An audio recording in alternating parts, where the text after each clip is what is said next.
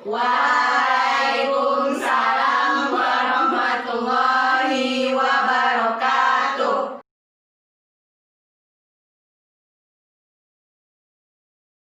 Assalamualaikum warahmatullahi wabarakatuh, anak-anak semua. Waalaikumsalam warahmatullahi wabarakatuh.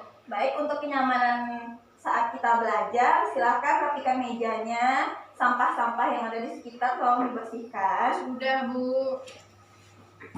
Mulai pembelajaran kita, silakan berdoa terlebih dahulu yang dipimpin oleh ketua kelas.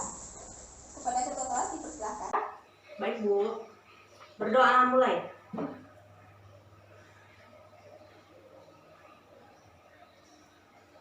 Berdoa selesai. Apa kabar anak-anak semua? Baik, Bu. Apakah ada yang tidak hadir pada hari ini? Siapa Ada, Bu. Sari, Bu. Kenapa dia, Ira? Dia sakit, Bu. Baiklah, semoga Sari cepat sembuh ya. Amin. Apakah anak-anak sudah mempersiapkan alat tulis untuk kita belajar pada hari ini? Sudah.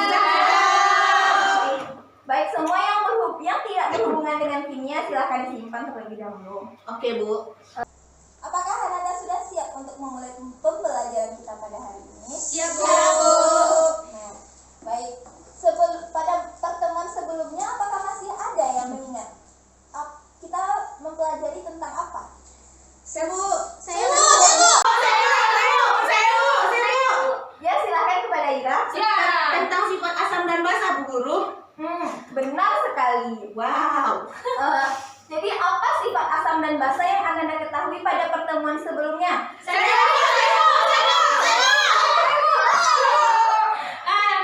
Sifat asam yaitu terasa asam, lalu mengubah kertas lakmus biru menjadi merah, lalu menghasilkan ion H+, sedangkan sifat basa terasa pahit dan mengubah lakmus merah menjadi biru dan menghasilkan ion H-, Bu. Baik, benar sekali Ayu. Sebelumnya siapa yang mengetahui apa itu kertas lakmus merah dan biru? Saya, Bu. Latifah. Kertas lakmus merah dan biru itu merupakan salah satu dari indikator asam dan basa, Bu. Ya, benar sekali Latifah. Silakan Ayu. Indikator itu apa sih, Bu? Apakah ada yang tahu apa itu indikator? Nggak tahu. Nah, baiklah, Ibu akan menjelaskan. Indikator merupakan suatu alat untuk mengukur pH pada asam dan basa, baik itu secara kuantitatif dan kualitatif. Tapi sebelumnya, apakah ada yang mengetahui apa sifat dari masing-masing gambar yang Ibu tampilkan di sini? Saya, Bu. Ya, silakan Atika. Gambar jeruk dan cuka bersifat asam, Bu, dan berasa masam. Lalu untuk kopi, sabun mandi, dan sabun cuci bersifat basa, Bu, dan terasa pahit, Bu. Baik, benar sekali Atika. Tapi tidak semua sifat asam dan basa itu dapat kita cicipi. Contohnya seperti sabun. Sabun itu tidak bisa kita mencicipinya. Jadi bagaimana cara kita membedakan dia itu termasuk asam atau basa? Nah, jika kita cicipi, sabun itu akan menyebabkan keracunan pada tubuh kita. Begitu juga jika dia bisa kita cicipi, tapi ada juga kadarnya kan? Seperti pada penggunaan obat. Penggunaan obat kita tidak boleh mencobanya terlalu berlebih. Nanti akan mengakibatkan apa? Ya, benar sekali ya, Pak. Nah, begitu juga pada contohnya larutan cuka. Kenapa kita tidak boleh memakai penggunaan cuka yang terlalu banyak? Nanti akan menyebabkan kerusakan pada lambung kita. Nah, untuk mengukur atau mengetahui apakah senyawa tersebut bersifat asam atau basa, dapat kita identifikasi dengan menggunakan indikator asam dan basa yang akan kita pelajari pada pembelajaran pada hari ini. Dan kita juga mengetahui pengertian asam dan basa lebih detail atau lebih rinci berdasarkan teori yang diterapkan oleh para ahli, yang ditemukan oleh para ahli.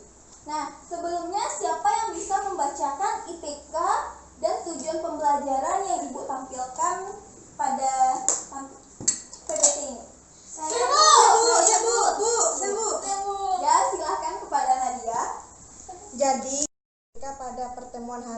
yaitu pertama, menjelaskan sifat asam dan basa dengan menggunakan berbagai indikator asam dan basa berdasarkan data percobaan. Yang kedua, menjelaskan teori asam dan basa menurut Arrhenius berdasarkan literatur yang baca. Dan tujuan pembelajaran yaitu 1. Peserta didik dapat menjelaskan sifat asam dan basa dengan menggunakan berbagai indikator asam dan basa berdasarkan data percobaan. Yang kedua, peserta didik dapat menjelaskan teori asam dan basa menurut Arrhenius berdasarkan literatur yang dibaca. Ananda, jadi materi yang akan kita pelajari pada hari ini yaitu mengenal berbagai indikator asam dan basa dan teori asam dan basa menurut Arrhenius. Nah, sebelumnya Ibu akan membagi Ananda semua menjadi 2 kelompok, di mana kelompok pertama yaitu Ayu, Atifa, dan Ayu ini tidak ada dia, berarti berdua. Kemudian kelompok 2 Atika, Ira, dan Nadia. Silahkan perwakilan dari masing-masing kelompok mengambil LKPD yang ada sama Ibu. Ya Bu. Nampak, nggak usah nampak badannya. Nah itu saya. Ini kelompok 1. Kasih Bu. Ya. Kasih Bu. Ini kelompok 2. Kok kamu Ya. pilih berdua? Sama-sama Ananda.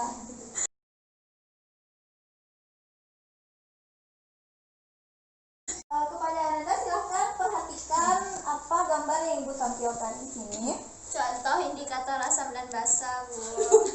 Apa yang dapat Ananda amati pada gambar di sini? Contoh indikator asam dan basa Bu. Ya, benar sekali Ananda. Jadi untuk memperdalam ilmu Ananda tentang indikator asam dan basa, coba dilihat video yang Ibu tampilkan. Baik Bu. Dilihat dan disimak ya. Oke Bu. Ya Bu.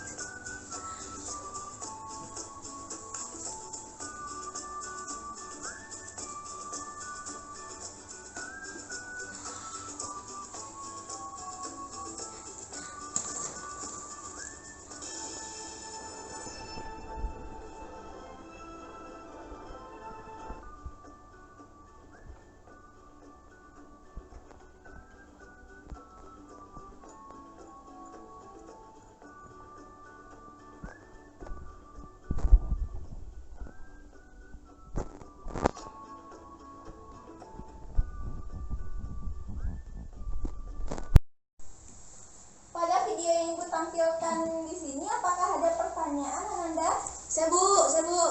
Ya, silahkan Ira. Jadi dari video yang kita amati barusan, saya ingin bertanya, jadi apa saja yang termasuk indikator dari asam dan basa yang terdapat dalam video tersebut? Apakah ada yang bisa menjawab pertanyaan dari Ira? Saya Bu. Ya, silahkan Ayu.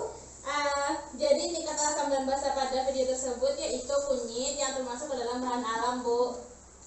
Ya, benar sekali Ayu. Makasih Ayu.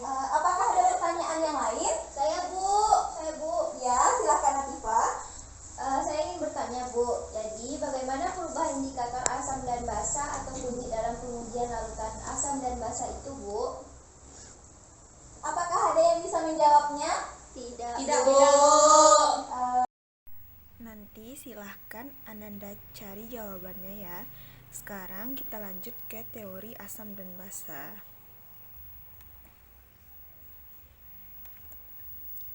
Nah, apa yang dapat Ananda amati di antara kedua gambar tersebut? Jawab, Bu. Yang pertama yaitu gambar anak kecil yang memakan jeruk terasa masam, dan yang kedua yaitu gambar anak kecil yang merasakan pahit saat minum obat. Makan jeruk ini terasa masam, nah ini merupakan sifat dari asam, dan begitu juga obat yang rasa pahit itu merupakan sifat dari basa. Namun tidak semua sifat dari asam dan basa tersebut dapat kita cicipi seperti yang telah Ibu jelaskan tadi kan. Nah, makanya kita bisa mengidentifikasi asam dan basa tersebut menurut teori asam dan basa menurut para ahli. Nah, pada pembelajaran kali ini kita mempelajari teori asam dan basa menurut Arrhenius. Sebelumnya apakah ada yang tahu apa itu teori dalam asam dan basa? Saya Bu. Ya, silahkan Gira. Jadi teori merupakan definisi atau konsep tentang asam dan basa yang mana ditemukan oleh para ahli, Bu. Nah, benar sekali Ira. Jadi teori itu merupakan definisi atau konsep yang ditemukan oleh mengenai asam dan basa yang ditemukan oleh para ahli. Nah, coba Ananda perhatikan persamaan reaksi tersebut. Kira-kira apa yang membedakan di antara kedua reaksi tersebut, Ananda? Izin menjawab, Bu. Reaksi pertama menghasilkan ion H+, dan reaksi kedua menghasilkan ion OH-, Bu. Rayu, apakah ada pertanyaan? Izin bertanya, Bu. Dari kedua reaksi, kenapa reaksi tersebut berbeda satu sama lain? Kenapa ion-ionnya berbeda satu sama lain, Bu? Apakah ada yang bisa menjawab, Ananda? Tidak, Bu. Nah, untuk itu silahkan Ananda cari tahu dengan menjawab soal-soal yang terdapat pada LKPD yang Ibu bagikan ya. Silahkan duduk per kelompok. Baik, Bu. Ananda semua, silahkan dicari atau ditemukan jawabannya dari bahan ajar yang telah Ibu berikan ya. Kemudian bisa juga dicari melalui smartphone, melalui Google, atau referensi yang relevan.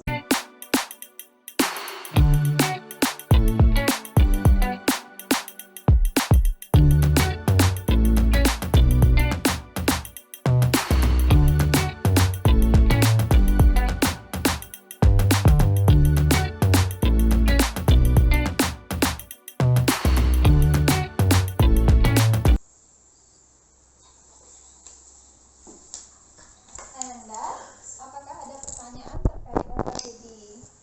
Soal-soal LKPD yang Ibu berikan? Tidak ada, Bu. Baik, lanjutkan diskusinya Ibu ke kelompok sebelah dulu ya. Iya, Ibu.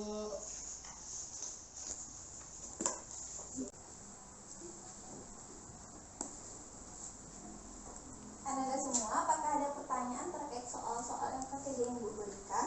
Ada, Bu. Ya, yang mana? Bagaimana maksud soal nomor 2 ini, Bu? Jadi soal ini kan berdasarkan gambar 1B pada larutan pH kecil dari 7 bersifat apa? Mengapa demikian? Kemudian pada larutan pH yang besar dari 7 bersifat apa? Mengapa demikian? Ini untuk gambarnya bisa Anda lihat pada bagian di sini. Ini nomor 1 pada poin B, ini gambar apa? Lakmus, kertas lakmus. Kertas lakmus merah dan kertas lakmus biru. Nah, jadi untuk pH yang kecil dari 7 ini pada kertas lakmus bersifat apa? Merah. Bersifat Masam. asam. Kenapa dia bersifat asam? Nah, nanti bisa Anda cari melalui bahan ajar atau literatur yang lebih relevan. Begitu juga dengan pada pH yang besar dari 7 itu. Apa ada pertanyaan yang lain? Tidak, Bu. Tidak, Bu. Baik, silahkan diskusi Ananda. Ya, Bu. Baik Ananda semua, waktu diskusi telah habis. Nah, siapa di antara kelompok 1 dan kelompok 2 yang bisa menyampaikan hasil diskusinya? Ya, silahkan kelompok 1.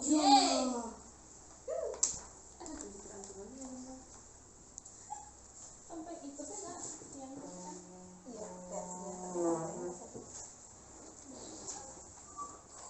surat-surat invitasi mana?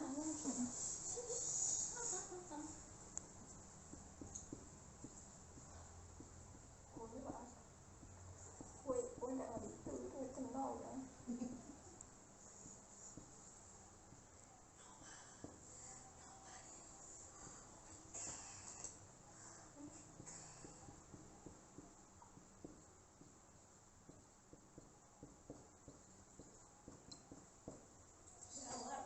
Sudah Ibu.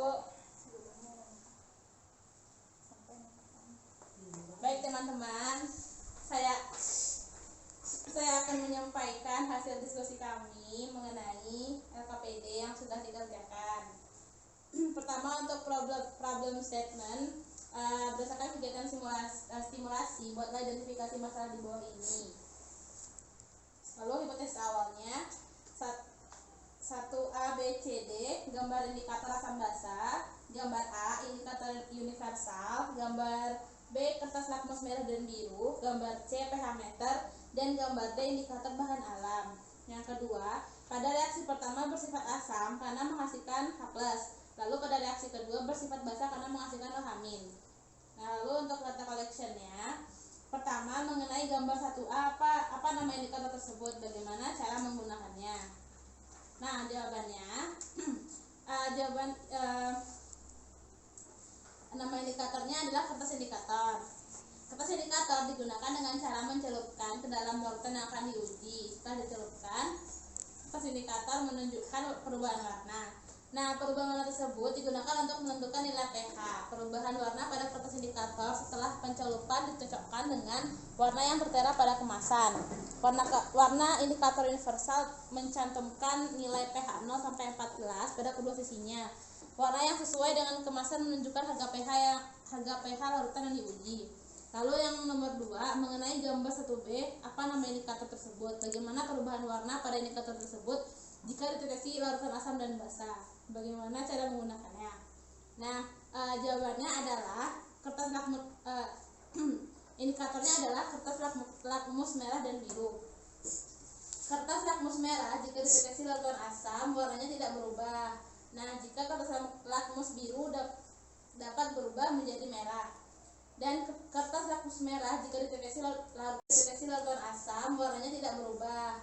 Nah, jika kertas lakmus biru dapat berubah menjadi merah. Dan kertas lakmus merah jika dideteksi larutan basa dapat berubah warna menjadi biru. Dengan kertas lakmus biru warnanya akan tetap atau tidak mengalami perubahan warna. Cara menggunakannya itu dengan mencelupkan kertas lakmus pada masing-masing larutan, lalu amati perubahan warnanya. Nah, selanjutnya nomor 3, mengenai gambar 1C, apa nama indikator tersebut? Bagaimana cara menggunakannya? Namanya adalah pH meter. Cara menggunakannya dengan mencelupkan elektroda pH meter ke dalam larutan yang diuji. Pada layar pH meter akan diketahui harga pH larutannya. Lalu nomor 4, mengenai gambar 1D, apa nama indikator tersebut? Apa saja yang dapat digolongkan ke dalam indikator tersebut? Indikatornya adalah indikator alami. Yang dapat digolongkan ke dalam indikator tersebut yaitu kunyit, bunga sepatu, daun pacar air, bunga nusa indah, kubis ungu, umbibis, bunga bougainville, bunga mawar merah, bunga kana, kulit manggis, bunga anggrek, dan bunga kamboja. Lalu soal nomor 5, mengenai video 1E, bagaimana perubahan warna masing-masing larutan tersebut jika ditambahkan dengan indikator kunyit. Untuk cuka ditambah ekstrak kunyit, bening menjadi kuning keorenan. Lalu untuk air sabun yang dicampurkan dengan ekstrak kunyit menjadi putih, dari putih menjadi coklat kehitaman. Nah, lalu yang terakhir nomor 6, pada poin 2 mengenai ion yang dilepaskan oleh larutan H2SO4 dan larutan CaOH 2 kali. Pada reaksi pertama dia menghasilkan ion H+ dan SO4 2-. Lalu pada reaksi kedua melepaskan ion OH- dan Ca2+. Ya. Reaksinya bisa teman-teman lihat di papan tulis ya. Sudah Ibu. Ayo. Oke. Baik, terima kasih. Kelompok 1 silahkan kembali ke tempatnya. Untuk kelompok 2, apakah ada perbedaan jawaban dari yang disampaikan oleh kelompok 1? Tidak, Bu. Sama, Bu. Berarti sama ya. Nah, jadi siapa yang bisa menyimpulkan apa pembelajaran kita pada hari ini? Saya, Bu. Ya, silakan ya. Baik, Bu, saya akan menyampaikan kesimpulan dari pembelajaran kita pada hari ini, yaitu yang dapat saya simpulkan adalah yang pertama ada macam-macam indikator pada asam dan basa, Bu. Yang pertama yaitu indikator universal, yang kedua ada pH meter, yang ketiga ada kertas lakmus biru dan lakmus merah, kemudian yang terakhir ada indikator alami.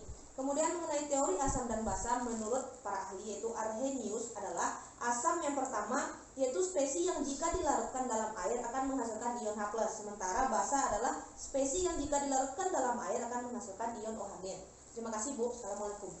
Ya, benar sekali Ira. Jadi yang termasuk dari indikator asam dan basa itu yang pertama yaitu indikator alami, pH meter, indikator universal itu termasuk juga pH meter itu. Kemudian kertas lakmus merah dan biru. Nah, jadi pengertian asam dan basa menurut teori Arrhenius apa? Yaitu spesies yang jika dilarutkan dalam air menghasilkan ion H+. Ini contohnya H2SO4.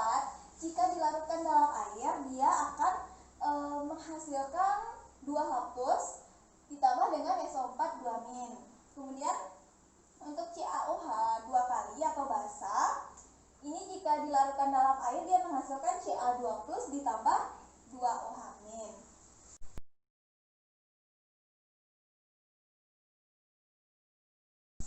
Baik Ananda, jadi untuk memperdalam materi Ananda, silakan dikerjakan latihan yang ada pada buku Unggul Sudarmo halaman 56, nomor 1, nomor 3, nomor 7, 9, dan 12.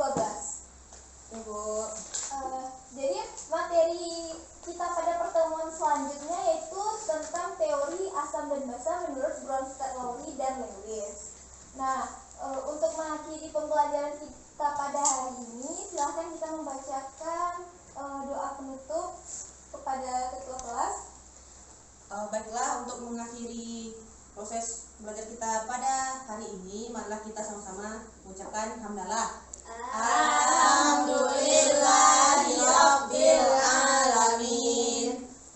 Baiklah, Ibu akhiri pembelajaran. Tapi sebelumnya jika Ibu ada kata yang salah, mohon dimaafkan ya. Iya, Bu. Sampai jumpa kita pada pertemuan selanjutnya. Ibu akhiri dengan Assalamualaikum warahmatullahi wabarakatuh. Waalaikumsalam